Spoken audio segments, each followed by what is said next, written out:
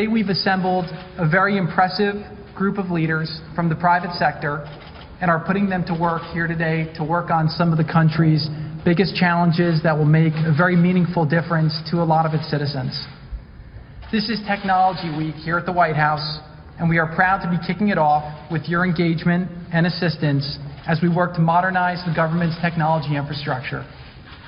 We created the White House Office of American Innovation in an effort to bring business sensibility to a government that for too long has relied on past practices as automatic justification for their continuation. Before I came to Washington, many warned me that the bureaucracy would resist any change that we tried to implement. So far, I have found exactly the opposite. To date, we've been working with hundreds of talented civil servants, men and women who want to serve their country and see their government do better. We have challenged ourselves to pursue change that will provide utility to Americans far beyond our tenure here. Together, we have set ambitious goals and empowered interagency teams to tackle our objectives. It's working, and it's very exciting. We began by analyzing and auditing our current infrastructure. It turns out that federal agencies collectively operate 6,100 data centers, the vast majority of which can be consolidated and migrated to the cloud, something a lot of you know a lot about. Many of our federal systems are decades old, with our 10 oldest being between 39 and 56 years old. The Department of Defense, for example, still uses 8-inch floppy disks on some of its legacy systems. The 1980 Paperwork Reduction Act, designed to make government more efficient, but also established before the government used computers, still has domain over every form published online.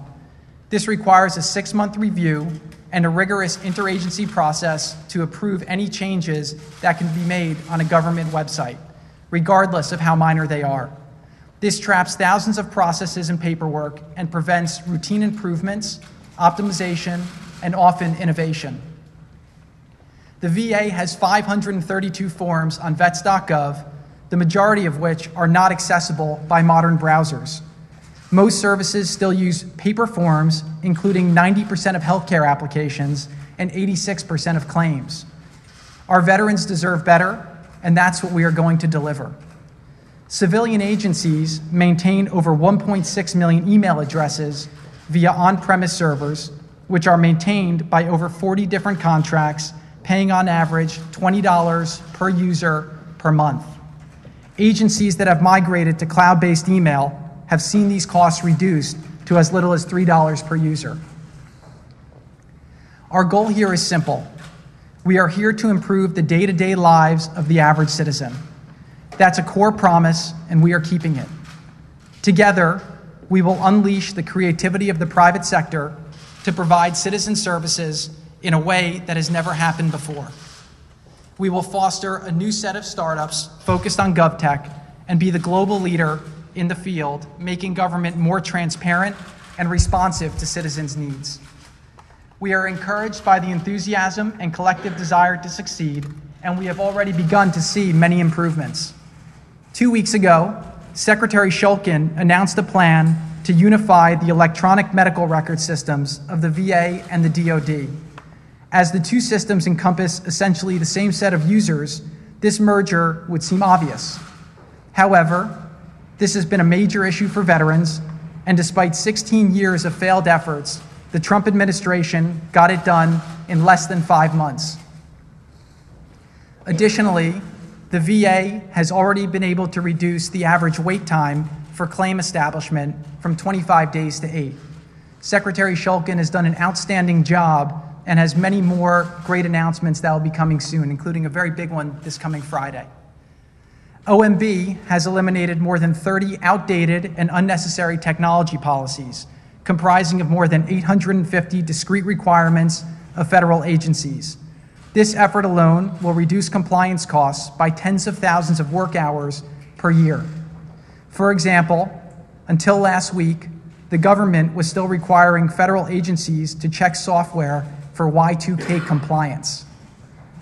We have also worked with bipartisan leaders of the House to unanimously pass the Modernizing Government Technology Act and are actively working with the Senate to send it to the President's desk for signing into law. A conservative estimate has our government's technology spending at over $80 billion a year annually. Over 2/3 of these costs are spent maintaining legacy systems. This structure is unsustainable. Ultimately, these problems are more than simply technical. They are about veterans in need of care, students fulfilling their potential, and Americans pursuing their dreams. By modernizing these systems, we will meaningfully improve the lives of tens of millions of Americans. Thank you all for being here today and for participating in these sessions, and we hope that in the coming weeks we'll be able to announce a lot more very exciting successes that will make this country better for everybody. I now want to turn this over to Chris, who's going to go into more detail on the different sessions and give you more direction on the rooms we'll go to and how we'll evolve over the next couple hours. Thank you again for being here, and we look forward to working with you and achieving great things.